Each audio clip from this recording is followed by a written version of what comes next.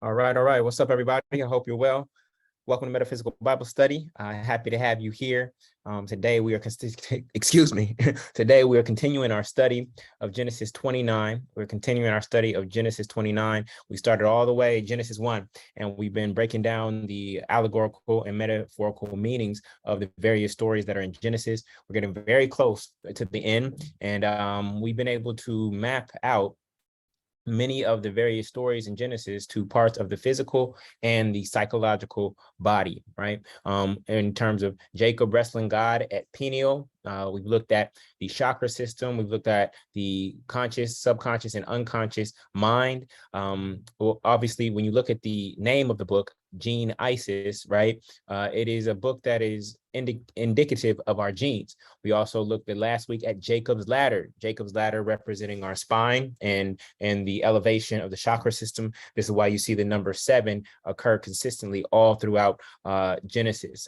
So I'm really excited to continue this study today with Genesis 29. You're going to be very surprised. You're going to be very surprised at what Genesis 29 actually reveals about us. I'm gonna hold it until the end and see if you can come to the understanding on your own. But I'm excited that you were here. So with that, let me get this chat going. 1 second. All right. Everybody here on Zoom, chat is now open. For those of you on social media, you can join us at jointruthseekers.com. jointruthseekers.com. That's where you can get access to not only the Facebook group, but also you can join us here on Zoom, where you'll be able to see my screen live. All right. So the way we initiate this space is we all want to plug in directly with our creator. Just like you plug in a phone to an outlet, I want you to plug into your creator, however you define that. This is not a space where I'm seeking to convert or convince anybody of anything, but as we do this work, as we seek truth, we want to be plugged into the one mind, to the higher level thinking, to God's mind, whatever you call God, however you define that. So we're going to do a quick meditation, right? When you think about breath is our instant contact to God, because we don't actually control our breathing. Right? There's no way for you to stop your breathing unless you commit suicide. And so what that means is that something is breathing through you at all times. And so we want to be plugged into that something. And so the easiest way to connect with God is actually just to go back to your breath. It doesn't matter where you are. You don't have to be in any spiritual space or anything like that. Simply go back and connect with your breath, and you will have direct contact with God. I mean, even the word inspiration, right? In spirit, right? This is what we want to occur here in this space, is we want to have inspired thought. We don't just want to be regurgitating and renewing thought, program thinking from previous generations or from our previous narratives and scripts that are in our own mind. So we want to get divine downloads, brand new thinking that we were not able to tap into until this moment. And so we're going to do 5 deep breaths. We're going to take 4 breaths. Excuse me. We're going to take 4 breaths in. We're going to hold for 1 and then release for 5. Okay. So we're going to do that 5 times, and then we'll go into the Truth Seeker's Prayer. All right. So we're going to in heaven and then exhale. In heaven, we're going to take heaven in, right? And then we're going to exhale. So 4 seconds in. Hold. Release.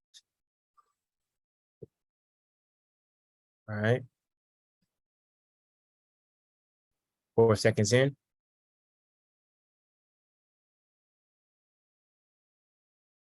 Hold. Release. Thank you, God, for breath. 4 seconds in. Hold. Release.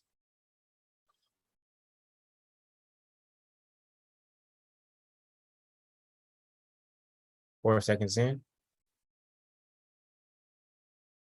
Hold. Release.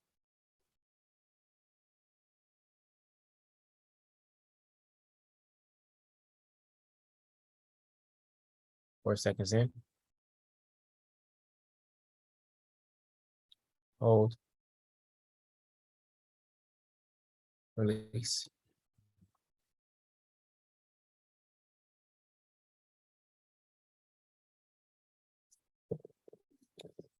All right, beautiful. Beautiful, beautiful. All right.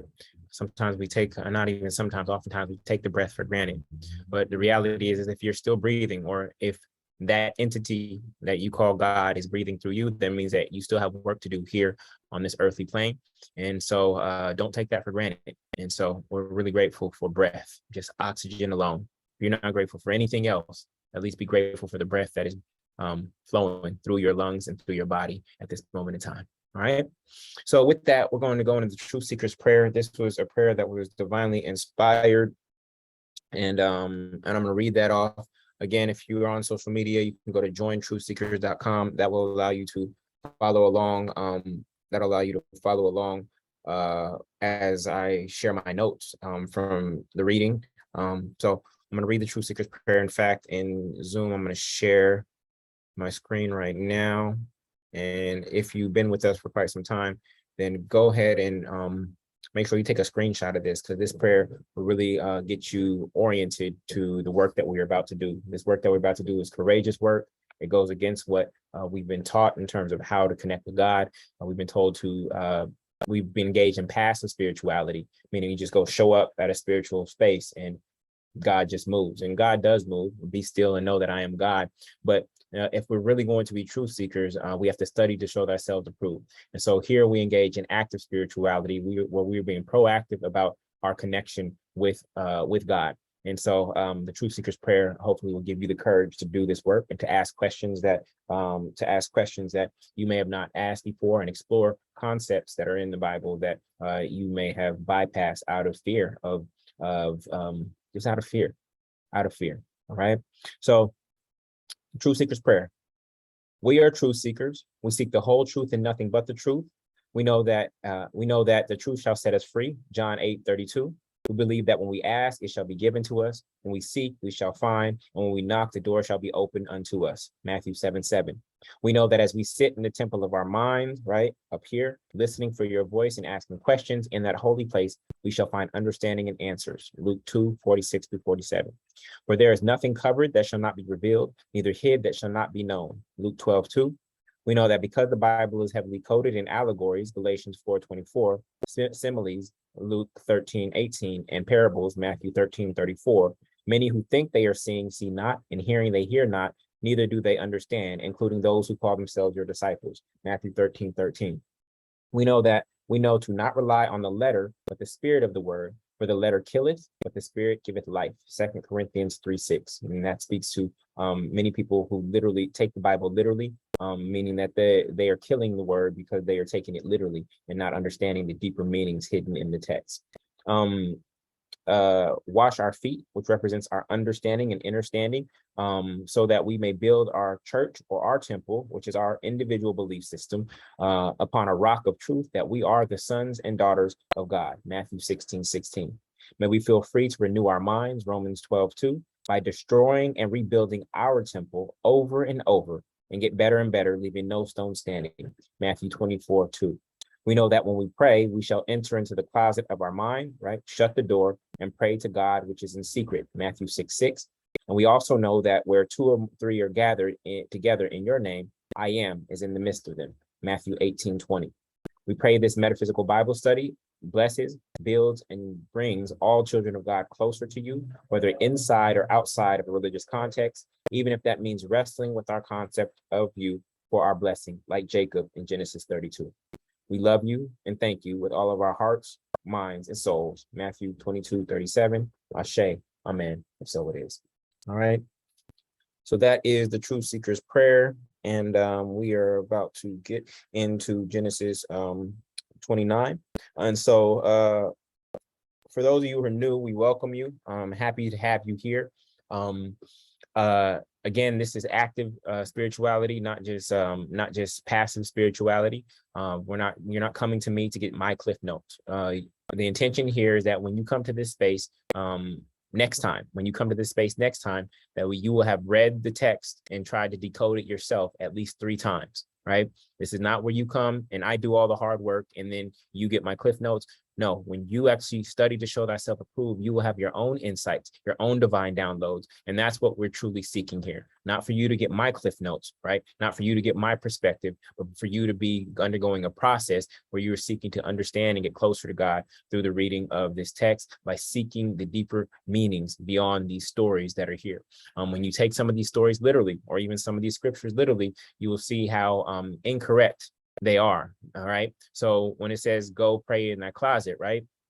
Does that mean literally, just everybody let me know. When it says go pray in the closet, right? Does that literally mean go into a closet and that's where your prayer should be? When it says go pray in the closet, does that mean you have to go find a closet and pray inside of there? Is that what it means? Just let me know. No, right? We know that that is a metaphor for the closet of our minds. But when you look at the Catholic Church or even many churches, what do they have at the church? What do they have at the church? They have a prayer what? A prayer closet. They have a prayer closet because they took a scripture like that literally. And this is how religion gets built, is when they take scriptures literally and they create a dogma and things of that nature based on the literal interpretations of the scriptures. All right. So we know that Jesus spoke only in parables. He literally said that, only spoke in parables. Right. And so there's the thing about parables and metaphors is that they're so powerful is because they work on the surface level and they can be understood by the conscious mind. But the reason they exist is because they're trying to reveal a deeper meaning than the surface level. So if I make a metaphor about basketball and connect that as I'm trying to educate somebody on real estate, right? Like if I say it's about the number of shots you take, like I know you love basketball, right? And so I'm trying to reveal a deeper meaning about real estate to you. I'll say it's about the number of shots you take, but you want to take quality shots, right? And in real estate, that means that you have to go look at many deals, right? And then you make offers or you take your shot and you shoot your shot at deals that make sense, right? So this is the power of this particular text. It is one of the most allegorical, metaphorical text out there. And this is why it stands the test of time, because it uses these surface level stories and narratives to reveal deeper truths about ourselves, our lives, our God, and our connection and relationship to that thing. Okay, so today we are starting with Genesis. We are continuing our study of Genesis with Genesis chapter 29. Again, when you look at the word gene Isis, right? When you look at the word gene Isis, this book has deep insights, reveals deep things in connection to our body and our mind and how we're supposed to use it. If any book in this Bible, I believe the whole Bible is a manual for our mind, right? But if any book is like the most critical to read, to understand how your mind works and how you can create like God, right? As a child of God, Genesis reveals that, all right? So with that, we're going to go into chapter 29. Last week in chapter 28, we got a deep understanding that Jacob's ladder literally represents the spinal cord, right? And when you are sitting in a meditative pose, right, the root chakra is sitting on the ground, right, on earth, and you are climbing that ladder all the way up, right, to the crown chakra, right, which is the highest chakra. And so we keep seeing the chakra system appear here. And there's some people who say, well, that's from a different religious philosophy and things of that nature. But we're going to get to it soon when we get to Joseph. But I'll just say to you right now, for those of you like, this is not about the chakra system, it doesn't say the word chakra. I want to ask you this. What do you think Joseph's coat of many colors actually means? For those of you who are Bible scholars and know the text, what do you think Joseph's coat of many colors is? You think it was literally a coat of many colors, a rainbow coat, like he was in the gay pride parade? You think that's what it really was? No, it was a story and an allegory to reveal the chakra system. And literally when we get there, I'm going to show you step by step how Joseph went from the root chakra, which is the pit, all the way up to the crown chakra, which was being at the right hand of Pharaoh. All right. So each time we find these connections between these stories and parts of our body and parts of our psyche, it continues to open us up to all the other insights that are hidden in here. Again, when we went to the story of Lot, right? The Lot fleeing Sodom and Gomorrah, we saw the fight, flight, or freeze response system in our sympathetic nervous system, right? All of this is actually just written in allegorical form so that we can truly understand it. Because I don't know about you, I didn't do too well in biology. Right? I know biology is important. We're in these body temples, right? Your body is a temple, but I didn't do too well in biology. But when I can learn about my body and this temple and how to use it and maximize it as a spiritual being having a human experience, when I can learn about it through story, right? Then it allows me to use this tool in a more powerful way. All right. So with that, let's move forward into Genesis 29. Okay. So chapter 29. Actually, before we go there, we want to do our assessment. So in Genesis chapter 29, if you had to summarize this story in a few words, how would you summarize it? If you had to summarize this story in a few words, how would you summarize it? Okay, this story is about what? Somebody said divine love. Okay. The Great Switch. The Great Switch, that's a good title. Anybody else? If you had to summarize what this story is really about, negotiation. All right, anybody else?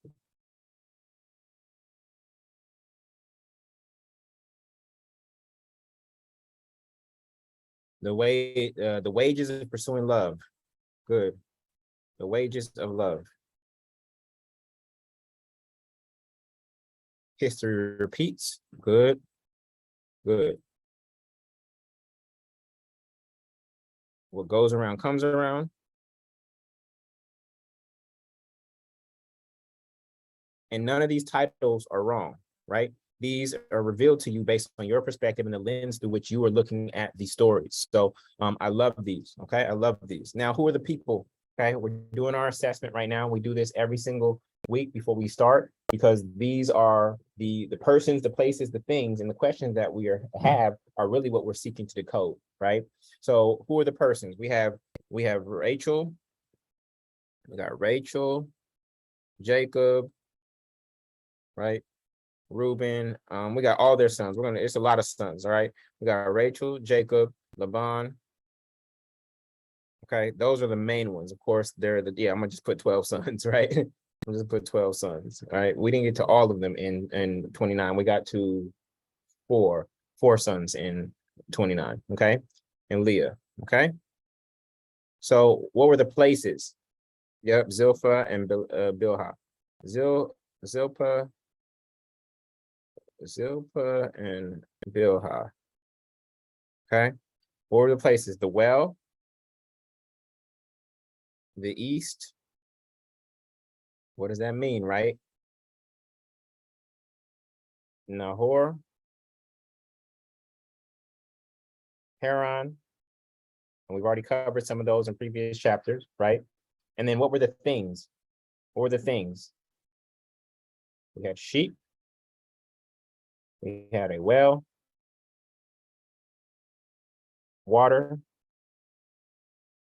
Okay, great stone.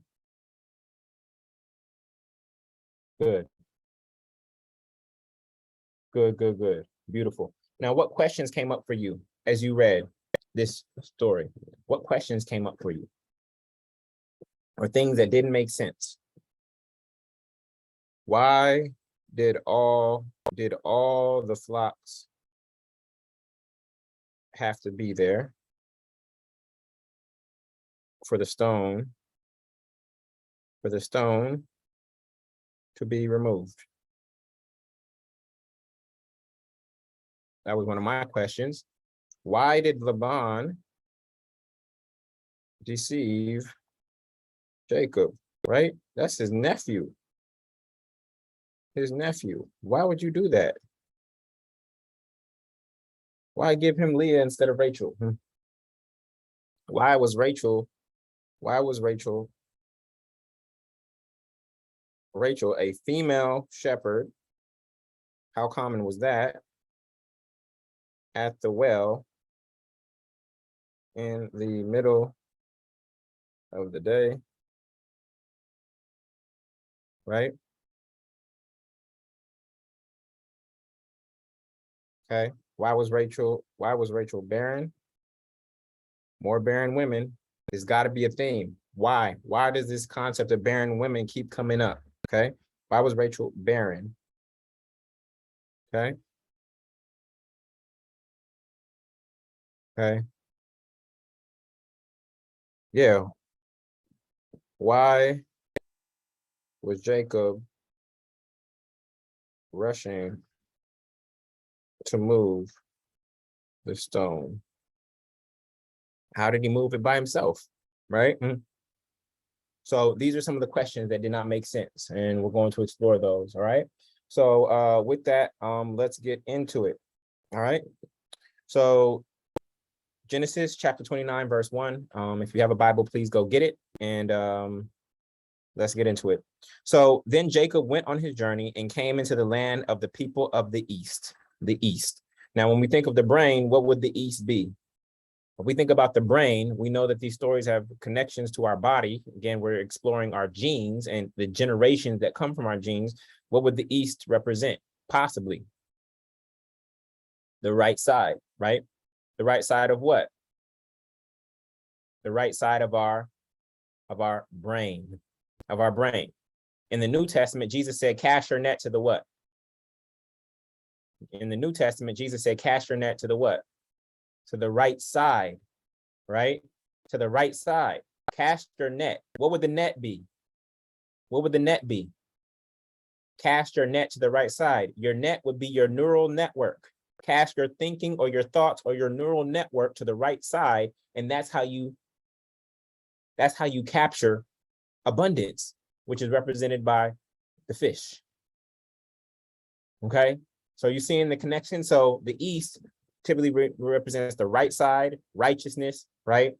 Okay, so and then where is the Christ within us supposed to sit?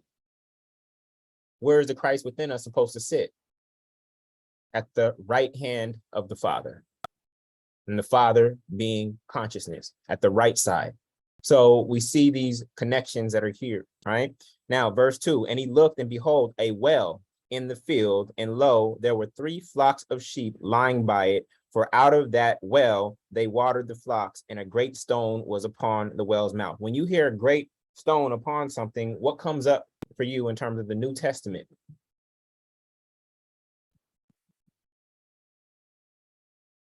You have to be able to make these connections, right? And your connections are going to become stronger and stronger. When you think about a stone covering something, what comes up for you? Where Jesus was supposedly buried. There was a stone that was in front of the tomb.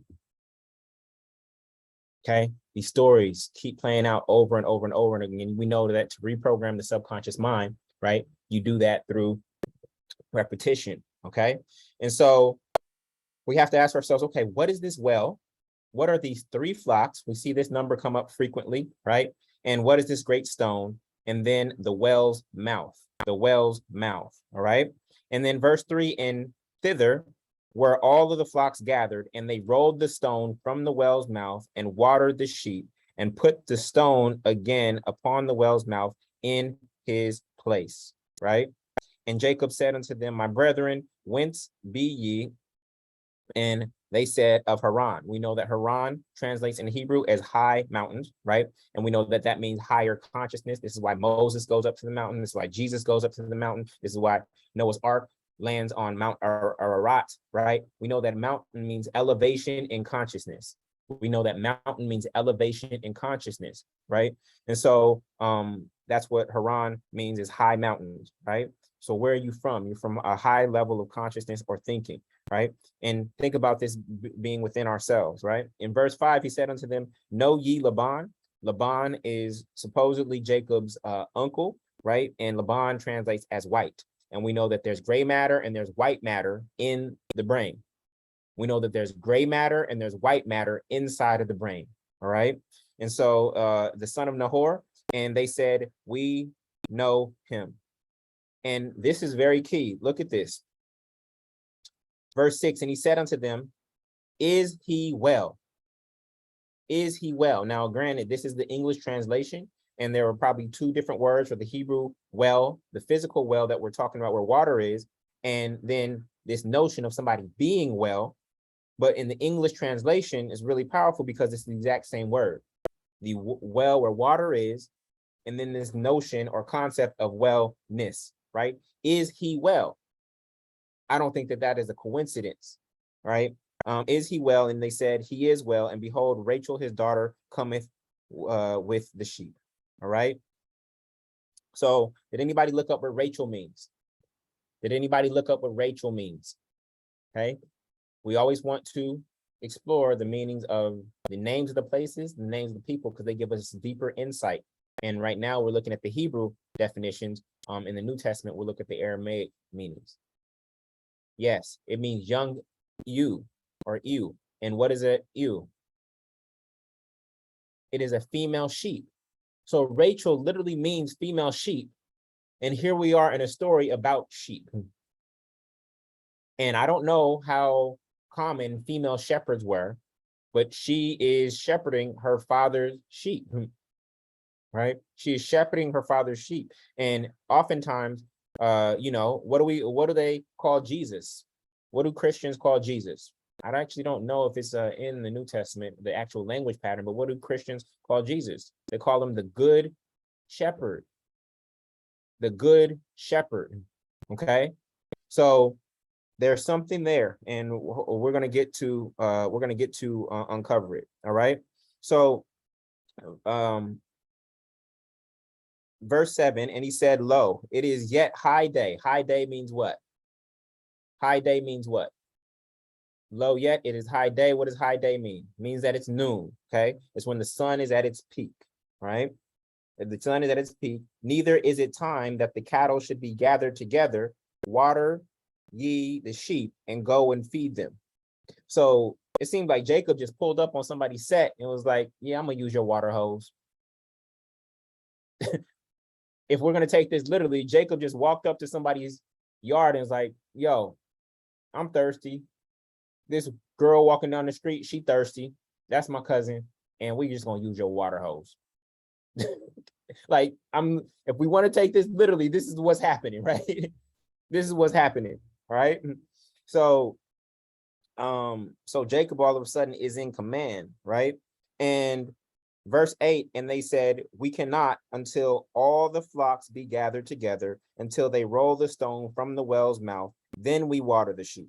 So there is a tradition that is here. There is a process, there's a ritual that is here, but Jacob wants to break that ritual. We know that Jacob, his name means what? Jacob's name means what? Jacob's name means supplanter or wrestler. Okay, so Jacob is this idea of bucking against tradition, because Jacob's brother Esau was supposed to get the blessing from Isaac, correct? But Jacob bucked the tradition and he stole the blessing and the birthright. So this spirit of this character in this story of Jacob is someone who is really bucking tradition, not doing what the traditional process is, right? Or was, all right? Now, and they said, we cannot until the flocks gathered, until they roll the stone from the well's mouth in the water, the sheep. And while he spake with him, Rachel came with her father's sheep, for she kept them. In verse 10, and it came to pass when Jacob saw Rachel, the daughter of Laban, his mother's brother, and the sheep of Laban, his mother's brother, and Jacob went near and rolled the stone from the well's mouth and watered the flock of Laban, his mother's brother, right? Okay, now, all right, and then verse 11, and Jacob kissed Rachel, lifted up his voice, and wept. In verse 12, and Jacob told Rachel that he was her father's brother, meaning that he was her father's nephew, and that he was Rebekah's son, meaning that Rachel is his niece. Means that Rachel is his niece. Okay.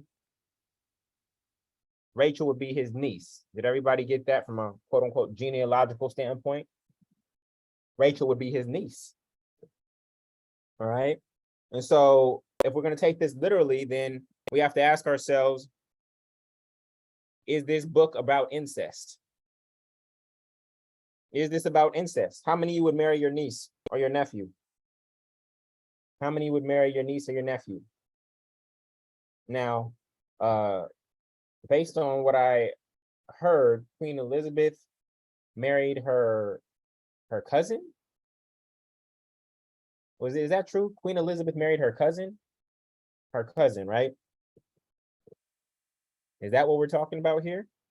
Is this story about incest within a family? All the women in the world, he's supposed to choose his niece? Can't be, family. I just don't believe that that is true. That's not what comes up for me in my spirit. That does not resonate. Okay. So, and it came to pass when Laban heard the tidings of Jacob, his sister's son, that he ran to meet him and embraced him and kissed him and brought him into his house and told Laban these things. Okay. Now I want to pause. I want to go back. Now that you've heard verses 1 through 13, what do you think the well represents? We know that it was high noon. And I want you to think about the body. Okay. We know that it was high noon. We know that these flocks were gathered, right? In the previous chapter, we know that Jacob had awakened out of his sleep. So does anybody have any idea what the well might represent? If we are actually going to translate what the well, the water, the great stone, the 3 flocks, and the sheep actually represent, now that you've read verses 1 through 13, what do you think they would actually represent? What is trying to be revealed to us about our body, our physical body, and our psychology or psyche? Y'all ready for it? Y'all ready for it? I believe that the well represents our pineal gland. The well represents our pineal gland. And the water in the well, okay? And if you question that, you remember that in Genesis 32, which we're going to get to in a second, Jacob names that place Peniel. Where Jacob saw God, he named that place Peniel. Of all the words and names he could have named, this place where he said he saw God, he names it Peniel. So I believe that this well actually represents our pineal gland. Follow me. The water in the well would then represent what, family? It would represent the melatonin, okay? It would represent the melatonin that are released into the bloodstream and the cerebral spinal fluid.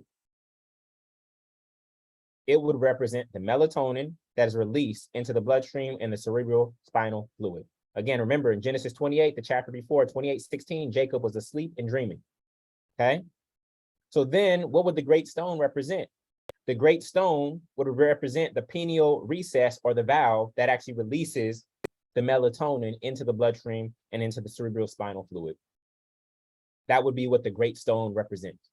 This is about keeping your third eye open, because that third eye is representative of our ability to, one, see with our divine eye and our purest connection to God, right? And of course, Jesus said, if thine eye, not eyes, if thine eye be single, the whole body shall be full of what? If thine eye be single, pineal gland, third eye, then the whole body shall be full of light, okay? So now, then what are these 3 flocks, Jullien? What would these 3 flocks be? What came up for me as I prayed on it, these 3 flocks would be our 3 brains. Does anybody know what our 3 brains are? What are our 3 brains? Because these 3 brains bring information to the mind. There is one, the brain up here in our head, right? Our heart is a brain, and then our stomach or our gut. These are our 3 brains, okay? Jullien, what do you mean the heart is a brain? Here's how you know the heart is a brain. Scripture in Proverbs says, as a man thinketh where? In his what? Yeah, I know you read the book by James Allen, As a Man Thinketh, but the scripture is as a man thinketh in his heart, which means that the heart actually has the ability to think. And then when we're led by our animalistic self, then the gut or the stomach is actually what's leading us. Some of you, not some of you, excuse me. I take that back. Some of us, I'm not excluding myself. Some of us in times or periods of our life, we are led by our gut. We are led by, there's the good gut and there's the bad gut, right? There's the gut that just, I want what I want right now. It's just voracious and it just devours everything. And then there's that gut feeling, right? There's that gut feeling, which is guiding you in a good way, right? And so the three brains, the brain up here is led by logic. This brain, the heart brain, is led by love, and the gut is led by lust. This is led by logic, this is led by love, and the lower brain is led by lust. So that's mind, body, and soul right there. The three brains are the loci or the addresses of the mind, body, and soul. Mind being up here at the brain. The mind uses the brain as its physical address. The mind is not touchable. You can't touch the mind, okay? The mind is expansive and is connected to all that is. But the mind's physical tool or hardware is the brain, okay? And then the soul operates through the heart. The physical tool of the heart, of the soul, is the heart, right? And then the body operates through the gut. All right. So moving forward. So then what are the sheep? If we crack this code and we are able to run this throughout the entire scripture, then we found something powerful if we can start to understand what sheep actually represent. And so if we are talking about these three flocks coming to the pineal gland, right, to cause the release of this melatonin, right, then what would the sheep represent? The sheep would represent our innocent, obedient, good and pure thoughts. The sheep would represent the innocent, obedient, good and pure spirit-led information or thoughts from the brain or nerve signals. The sheep would represent these innocent, obedient, good and pure spirit-led, right? Good shepherd, spirit-led information or thoughts from either of the brains, okay? Or another way to say that in a physiological standpoint, the sheep would be our nerve signals. And the question is, does your nervous system follow you or do you follow it? Does your nervous system follow you or are you controlled by it? How many of you have conquered your nervous system where you're using the nervous system isn't using you? Okay. So this is my kind of Rosetta Stone for these nouns in this story. All right. And so now let's see if they run throughout the story and we can go a little bit deeper. All right. So verse 14. And Laban said to him, surely thou art my bone and my flesh, and he abide with him. So this language pattern of my bone and my flesh, where else have you heard it? Where else have you heard this language pattern? Okay. Yes. In Genesis 2:23, Adam said, this is now bone of my bones and flesh of my flesh when referring to Eve. So the author of this, we're pretty confident that it's the same author because you see the same language pattern playing out over and over, and you see the same stories being repeated over and over and over with different characters in different scenarios, right? So that's a good thing. All right. So moving forward, just really quickly, you can see this chart on melatonin. Okay. Where is melatonin the lowest, y'all? Where is melatonin the lowest? Our melatonin production is the lowest when? Our melatonin production is the lowest when? At noon. Look at the chart. Look at the chart. It's the lowest at noon, family. And what did it say in Genesis 29:7? It said high day. It said high day. And they said, no, we can't open the well yet. Why? Because there's no melatonin in there yet. We can't open it yet. We have to wait. You think that's a coincidence, family? We can't open it yet. There's no melatonin in there. Don't open the well. Okay. So this is very interesting. Okay. These are the connections that I've been able to make. All right. So again, here the pineal gland is also responsible. Okay, it's not just responsible for the production of melatonin, it is also responsible for producing serotonin. Serotonin is your happy hormone, and its function include regulating mood, behavior, and digestion. Mood, behavior, and digestion, right? So watch this. This just came to me. Mood comes from the heart. Behavior comes from the head. And digestion comes from the gut.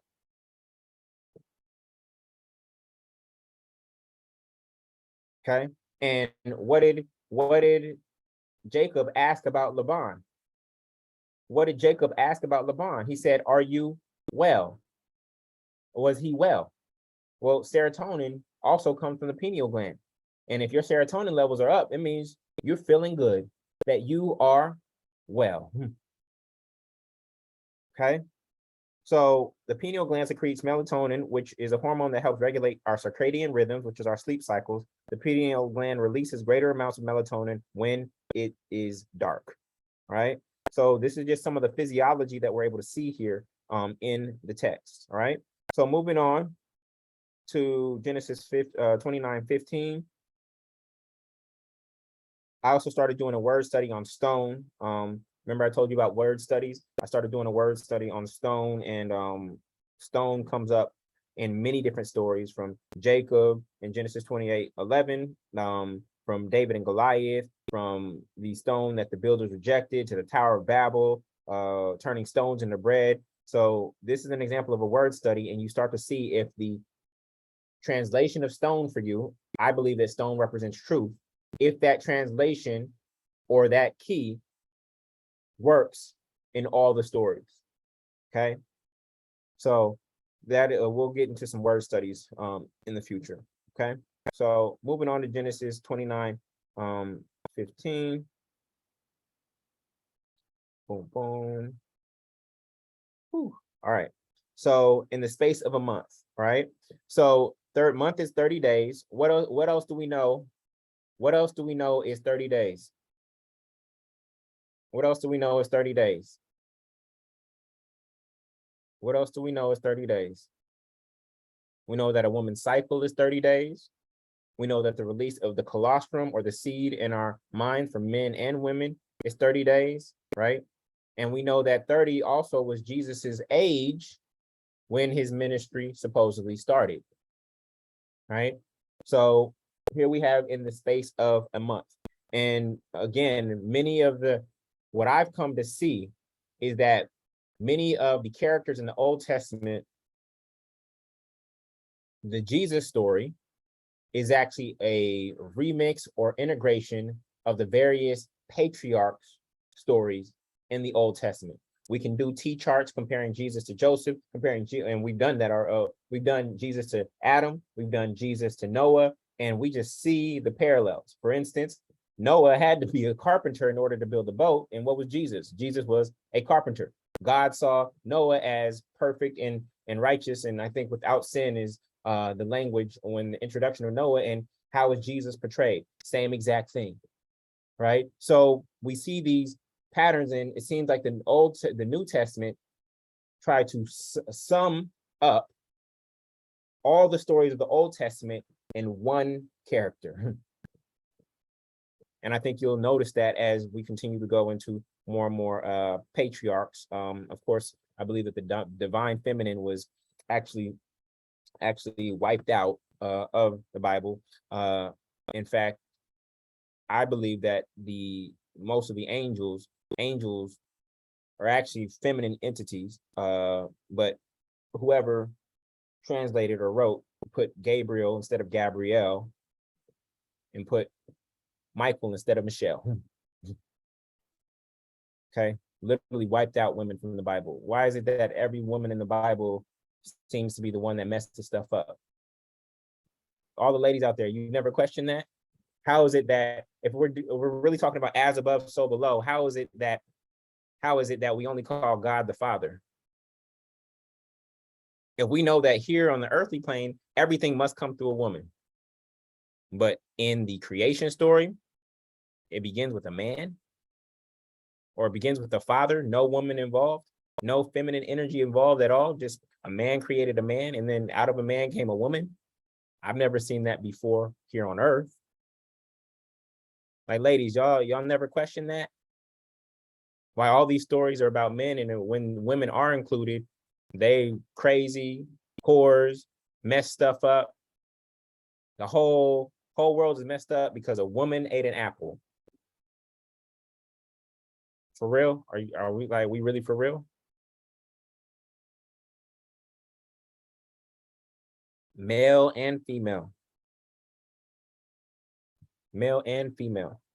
Named them Adam. Genesis 6, it said name them Adam. Adam was not a man character. It said name them Adam. Them, as in the masculine and feminine. Adam as in ATOM, not ADAM. Okay, when we're talking about mapping these stories to the body, Adam, you think it's a coincidence that Adam, which is one of the smallest units of life, is the same as, or is pronounced the same in our English language as Adam, the beginning, the first quote unquote man? I hope y'all hearing me. At least open to hearing me. Okay. Verse 15. Verse 15. And Laban said unto Jacob, because thou art my brother, they were not brothers, that was his nephew. Okay. But I can see, that's my, yeah, it's his nephew to be exact. All right. Shouldest thou therefore serve me for naught? Tell me, what shall thy wages be? Right. And Laban had two daughters. The name of the elder was Leah, and the name of the younger was Rachel. Right. So we know that Rachel means female sheep. What does Leah mean? What does Leah mean? Leah means wild cow. Right. Now, both the cow and the sheep were signs of fertility. Right. So creation and reproduction. And so it goes on to say Leah was tender-eyed, but Rachel was beautiful and well-favored. And in 18, so you notice in Jacob and Esau, who do you think was tender-eyed out of Jacob and Esau? And who was well-favored? We see these patterns of brothers, right? Cain and Abel, Jacob and Esau, Isaac and Ishmael, right? We always see these pairs of two. This is the first time that we are seeing a combination of divine feminine, right? Sisters. We've seen patterns of brothers, but this is the first time that we are actually seeing sisters, right? And them being juxtaposed to one another. And then 18, and Jacob loved Rachel and said, I will serve thee how many years? I will serve thee how many years? 7 years. For Rachel, thy younger daughter. What do you think 7 represents, y'all? It goes right back to the chakra system. It goes right back to the chakras. I'm going to start at year 0. I'm going to start at the root chakra, and I'm going to work my way up. 7 years. 7 years, I'm going to work my way up. Okay? All right. And so, verse 19, and Laban said, is it better that I give her to thee? It is better that I give her to thee than that I should give her to another man. Abide with me. Okay. Verse 20, and Jacob served 7 years for Rachel, and they seemed unto him but a few days for the love he had to her. This is a major lesson, and somebody captured it when they summarized the story earlier. This is a major lesson. This is a major lesson. If you understand that 7 years means Jacob going through the cycle of the chakra, working his way up the chakras. And remember, we see up and down, up and down. He rose and he went down and he rose. We see this, went up the mountain, came down the mountain. We see this all throughout the scripture. The scripture is really the journey of the soul, and the journey of the soul pulsates. It goes up and it goes down and it goes up and it goes down. You just look at your own life. Sometimes your soul is on high, sometimes it's on low. When you truly mastered the soul, then you can walk on water. When you truly mastered the soul, you can walk on water like Jesus. Because when you're walking on water, you're not thrown up and down by what's happening outside of you. You are still able to hold your peace despite the journey of life going like this and like this. How many would like to ride on a roller coaster that had no dips? How many would like to ride on a roller coaster that has no dips? How many would stand in line 2 hours for that? I just quick question. How many stand in line 2 hours for a roller coaster that just went like that? Like a racetrack. No dips, no ups, no downs, just went in a circle. Okay, life has its ups and downs, right? So this is key. Verse 20, and Jacob served for 7 years for Rachel, and they seemed unto him but a few days for the love he had for her. Somebody typed it in chat. They said, time flies. You ascend faster up the chakra system when you are moving in love. You are not limited by time. Time is not your metric when you are rooted in love. Time is not your metric when you are rooted in love. You can ascend faster when you are coming from a place of love. This is why it only felt like a few days. It can happen that quick. When you get into the energy and the frequency and the vibration of love, your ascension will happen faster. It is almost impossible to ascend when you are held down by hate, by judgment, by unforgiveness, by comparison, by jealousy. It is almost impossible to ascend. Okay? But when you are rooted in love, you can ascend through the 7 chakras faster. Okay? And Jacob said unto Laban, give me my wife, for my days are fulfilled, that I may go into her. Okay? In verse 22, and Laban gathered together all the men of the place and made a feast.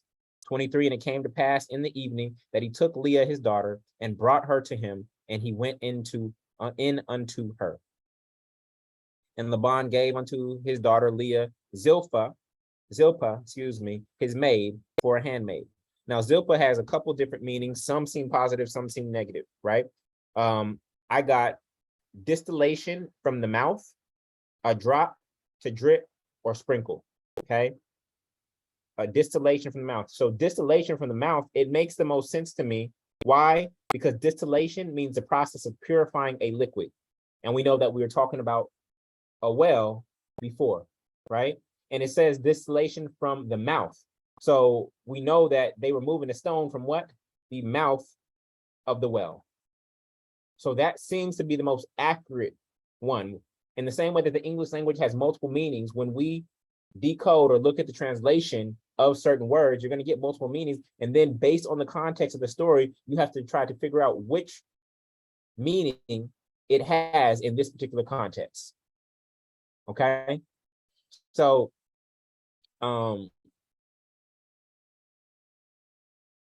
verse 25, and it came to pass that in the morning, behold, it was Leah. And he said unto Laban, so again, now you're hearing about sleeping in darkness, right? If we go back to this story being about our circadian rhythms and the release of melatonin into the bloodstream and into the cerebral spinal fluid, now we're going into sleep in the darkness where Jacob lays with Leah. And now we're coming back to the morning again. Now, if we look at all the stories in Genesis that we've had thus far, where are we seeing fluctuations from morning, from light to morning, to darkness to morning? Those concepts have come up, but in the context of one particular chapter, it's happening right here. So this is what gives me clues that this is speaking to the circadian rhythm that is within us and the pineal gland's release of melatonin into the bloodstream, into the cerebral spinal fluid. Okay. So Jacob said, in verse 25, what is this thou hast done unto me? Did not I serve with thee for Rachel? Wherefore then hast thou beguiled me? So here Jacob is being deceived by his uncle for no apparent reason. If we take this story literally, Jacob is being deceived by his uncle for no apparent reason. Okay? That's if you take the story literally. This is why I don't believe that this story is meant to be taken literally. There's no apparent reason why Laban would deceive Jacob in this way. Okay? So listen, this language pattern of what is this thou hast done unto me? For those of you who've been with me since Genesis 1, where else did you hear this same exact language pattern? Where else did you hear this same exact language pattern? We heard it with Abram and Isaac. We heard it when Abraham, we heard it, we heard it when Pharaoh and the king, when Abraham lied about Sarah, and where Isaac tried to, we heard it with Pharaoh say it when Abraham told the Egyptians that Sarah was his sister. And then they got plagues, and the Pharaoh said, what is this thou hast done to me? And that was in Genesis 12:18. And then Isaac did the exact same thing, right? With Rebekah, with King, I think Melchizedek, right? And he said, what is this thou hast done unto me? Now it's actually coming backwards, right? And Jacob is saying this to his own uncle, right? So I just noticed that, and I just wanted to, Abimelech, excuse me, not Melchizedek. It was Abimelech. Thank you, Anwar. All right. So I just noticed that, and I just wanted to point it out. That may open up something for somebody that's here, but I just noticed that language pattern had come up again. Okay. Now in verse 26, and Laban said, it must not be so done in our country to give the younger before the firstborn. Now, why is Jacob comfortable with the younger being before the firstborn? Why is Jacob comfortable with the younger being before the firstborn?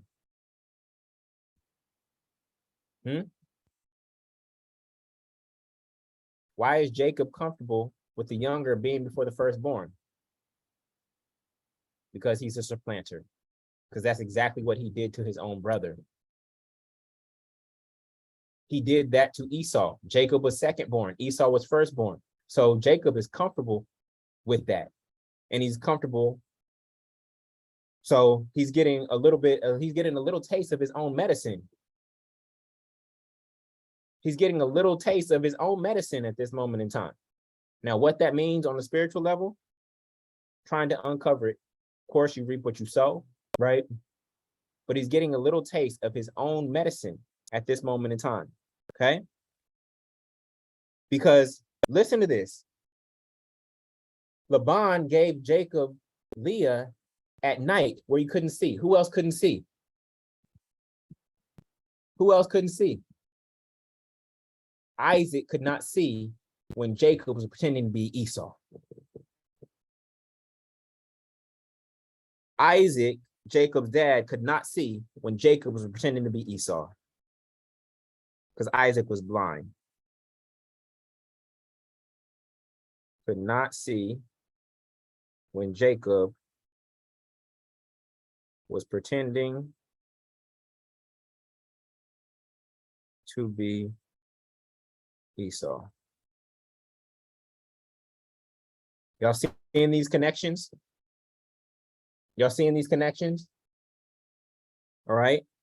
So, and Laban said, it must not be done so in our country to give the younger before the firstborn. Right. In verse 27. And so, in verse 27, fulfill her week, and we will give thee this also for the service which thou shalt serve me with yet 7 other years. Okay. So basically it's saying, do another week, then I'll give her to you, and then you have to serve me 7 more years after that.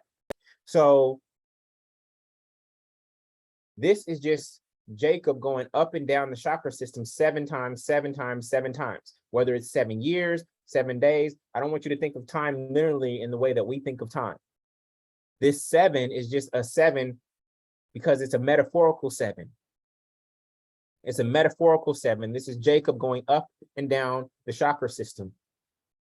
First served, went from 0 to 7 years. Okay. Then starting at 0, 7 days. Then starting out 0 and doing another 7 years. Okay. So now, verse 28, and Jacob did so and fulfilled her week, and he gave him Rachel, his daughter, to wife also. So again, if we're going to take this story literally, because there's a lot of people who read the scripture literally, then what we're saying is not only is Jacob marrying his cousins, Jacob is having sex with his cousins, it's also saying that polygamy is all good. Not only is Jacob having sex with his cousins, it's saying that polygamy is all good. Y'all think that that's what this story is really saying?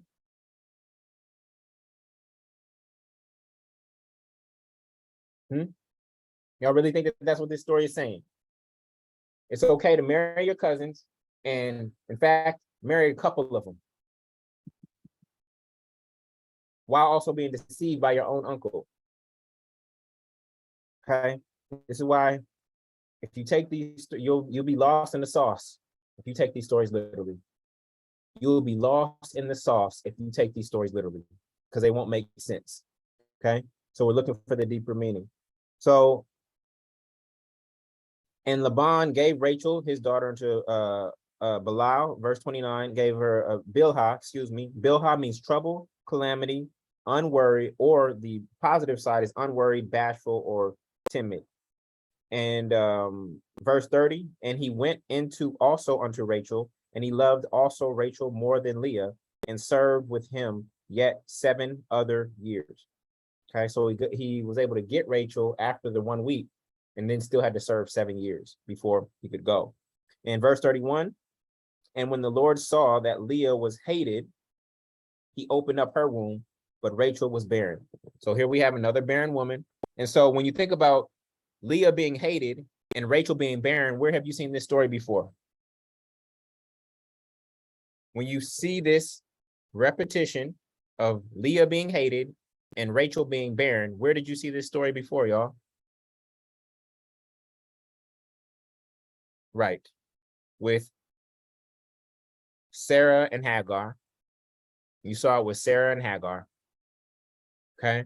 You saw it with Sarah and Hagar. Genesis 16, and now it's in Genesis 29. Repetition. This is trying to tell us something. This is not about history repeating itself. This is about this scripture, these stories trying to tell us something and tell it to us from multiple different angles until we get it consciously and or subconsciously. Okay. And Leah conceived and bare a son and called his name Reuben. Reuben means behold the son of vision, son who sees or understands. And surely the Lord has looked upon my affliction, and now therefore my husband will love me. Okay. And then verse 33, and she conceived again and bare a son, and said, because the Lord hath heard that I was hated, he hath therefore given me his son also. And she called his name Simeon. Simeon means snub nose or to hear. Simeon means snub nose or to hear. Does anybody remember what Ishmael's name means? Does anybody know what Ishmael's name means? If you go back, these are not coincidences. Ishmael's name means God will hear. So Leah's first 2 sons were Simeon, which is saw, and Reuben, which saw, right? And Simeon is heard. So Ishmael from chapter 16 means God will hear. And then Leah's first 2 sons happen to be Reuben, which is saw, and Simeon, which is heard. All right. Some powerful connections, right? And she conceived again and bare a son, and said, now this time will my husband be joined unto me, because I have borne him 3 sons. Therefore his name will be called Levi. Levi means join, joiner, or connect. And there, verse 35, and she conceived again and bare a son, and she said, now will I praise the Lord. Therefore she called his name Judah, and left bearing. Judah means praise or let him be praised. Okay. So some things that I gathered from this story. Listen very carefully, y'all. So we've decoded it. We've looked at the connection to the body and the various brains that we have. But then there's multiple layers to this. And one of the layers that came to me from a motivational and an inspirational standpoint, this is what many of the preachers preach today. They only preach in terms of inspiration. They just use stories of Judas and talk about how hated you are, how haters are out there, right? If you look at the churches today, they take a few scriptures and then they use it for inspiration and they leave the scripture alone. They'll use a story like Judas and then they'll talk about how hated you are and everybody, hey, yeah, man, forget these haters. Have y'all noticed that? They'll spend 3 minutes reading the text and then after that, it's all about how you hated on and you got Judas's in your life, etc. And that's cool. That's just one layer. That's cool. That's just one layer though. We're going on a deeper layer and we're going to the deeper layer, to the more true layer. We're going to the root. Okay. So on their level though, I will say this. This is what came up for me that I wanted to share with you. Sometimes you have to go through things you hate first to get what you truly love. Sometimes you have to go through what you hate first to get what you truly love. Sometimes you have to go through Aaliyah in order to get to Rachel. That actually applies to the dating context. Some of y'all have been through some Leahs before, or Leos. And it was a necessary step in order for you to get to your Rachel, right? It was a necessary step, okay? Even if you got blindsided, even if you were unaware that it was occurring, that wasn't your intention. Your intention was to find your Rachel, whether that's a person, a significant other, whether it was a job, whether it was something good that you wanted. That was your intention. That's what you were looking for. And somehow you ended up getting into bed with Aaliyah. And so sometimes you have to go through things that you hate in order to get to what you truly love. Okay. You got to go through practice in order before you get to the performance. You have to go through hours of practice, right? Before you actually do a performance. You realize that professional athletes, they practice way more than they do in terms of the actual performance that you see on TV. And sometimes, and oftentimes, the practice is not fun. They hate it, but they do it anyway. See, some of us out here, we hate things and we don't do it because we hate it. And therefore, we never get to the performance because we won't do the thing that we actually hate. We skip steps. Okay? Some of you on your financial journey, you have to go through a sucky period of saving money and budgeting before you can ever start splurging. But some of you want to splurge now and just pray that the savings will come later. When you're just starting your financial journey to abundance, saving sucks. Saying no to going out with your friends sucks. Shopping at Ross instead of wherever you want to shop sucks. Not going on vacation sucks. You hate it. But you have to do that in order to save, then to buy assets, then those assets will allow you to splurge. Sometimes you have to go through things that you hate before you can get to what you actually love. People of African-American descent, we actually had to go through slavery in order to get to freedom. And sometimes you only know how sweet something is once you tasted how bad something is, how sour something else is. Oh, freedom is going to taste good, family. Freedom is going to taste good because our experience here in this particular country has been so sour. If you only tasted sweet, you wouldn't know how good sweet is because you have nothing to compare it to. Am I happy that we had to go through slavery? No. Do I believe we all went through slavery? No. Some of us were here. A lot of us were actually already here, even though the history book don't tell you that. Okay. But sometimes you have to go through various forms of slavery before you can get to freedom, right? Speaking of Joseph, and we're going to get to Joseph in a second, sometimes you have to go through the pit before you get to the peak. Sometimes you have to go through the pit before you get to the peak. All right. So on our journey, we have to learn to love what you have. Okay. You have to learn to love what you have while in anticipation of what's to come in the future. You have to learn to love what you have right now in anticipation of knowing that more and better is coming in the future. So you don't get to the future and what you want later by hating what you have now. I hate my car. I hate my wardrobe. I hate my job. That's not how you get to where you're trying to go. You have to learn to love what you have now while still in anticipation, knowing that more is coming. But just because you know better is out there, you don't hate what you have now. You still stand in a frequency of gratitude and appreciation here and now. Okay? Some of you hate your job, but you realize that the easiest way to get a better job is to love the job that you have right now. The easiest way for you to get a better job is for you to love the one that you have right now, to do so well at the one that you have right now that you can now go into an interview and talk about the great things that you did within that company in the past 6 months. But if you hate your job, your performance is getting worse and worse and worse and worse, and it's actually preventing you from getting a better job.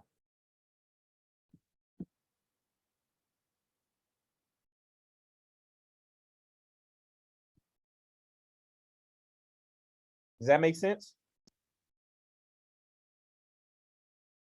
You have to enjoy the beginner stage of whatever it is that you're trying out, a new instrument, right? A new language.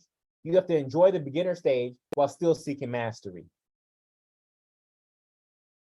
All right. So those are some of the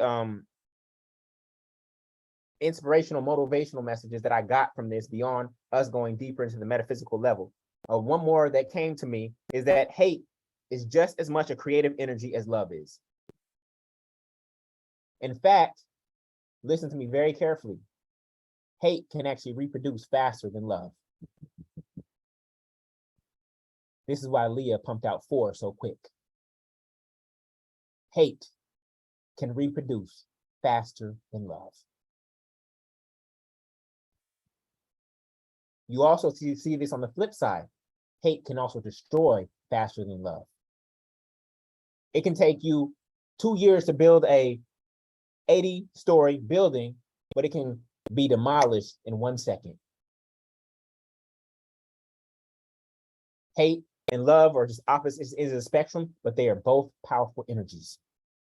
So you have to be very careful with what you hate. I really refrain from using that language. The only thing that I really hate is slumlords.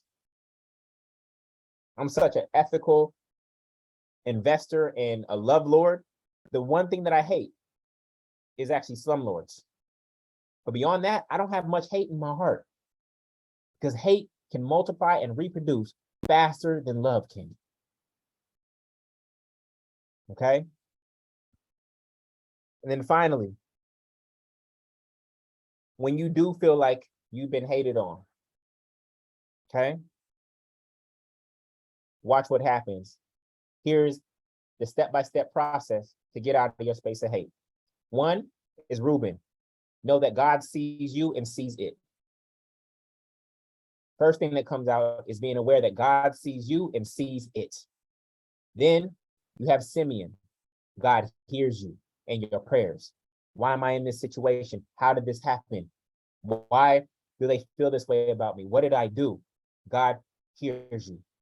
And then Levi, you have to know that God is with you. God is joined to you. God is not separate. God did not leave you while you were in this space.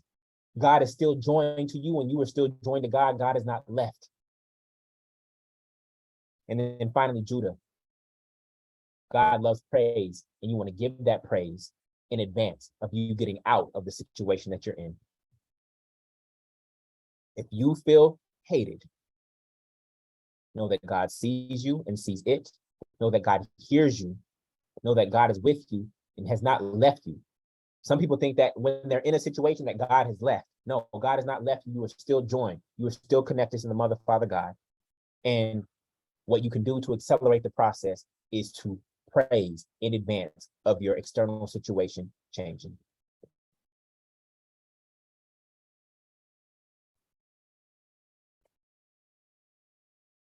And that is that, family. How y'all feeling?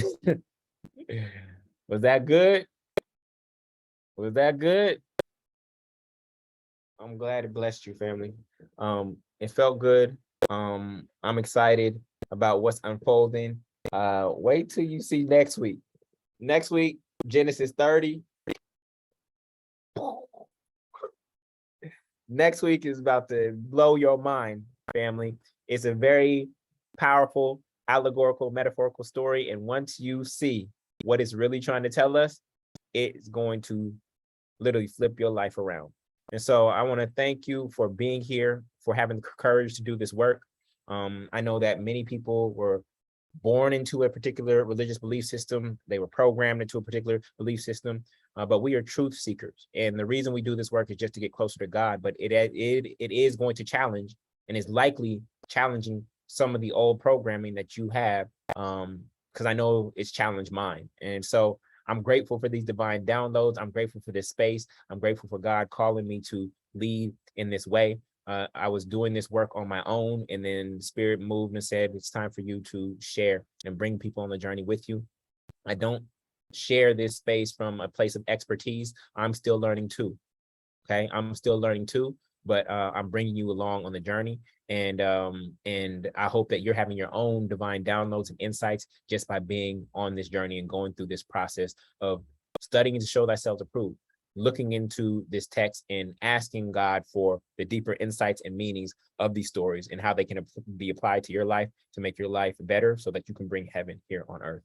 So with that, I send you all love. We will be back here next Sunday at 3 p.m. Eastern Standard Time. For those of you on social media, you can join us by going to jointruthseekers.com. I pinned that post, jointruthseekers.com. So once you get off the live, just go to your web browser and type in www.jointruthseekers.com. And that will give you access to our Facebook group and also to the Zoom link so that you can actually see, I don't know if, so that you can actually see my notes as we go along and read the text together. All right. So I love y'all. I wish you all the best. I'm gonna see some of you in a few hours for Multifamily Movement Weekly Durham call. And yeah, go ahead and go to the Facebook group and share some of your insights from today. All right. Talk to you all later. Much love. Peace.